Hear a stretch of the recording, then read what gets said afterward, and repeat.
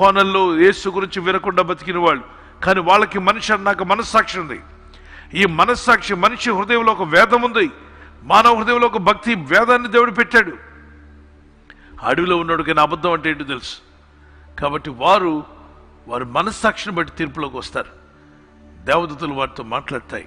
రోమా 2:15 అట్టి వారి మనస్సాక్షి కూడా సాక్ష్యం ఇచ్చుచుండగను, వారి తలంపులు ఒకదాని మీద ఒకటి తప్పు మోపుచు లేక తప్పులేదు ఈ మంచి పనే అని చెప్తూ ధర్మ శాస్త్రాసారము తమ హృదయములయందు రాయబడినట్టుగా చూస్తున్నాం. ఎక్కడ రాయబడింది? ధర్మశాస్త్రాసారము తమ హృదయములయందు రాయబడిందట. ఎవరు వీళ్ళు?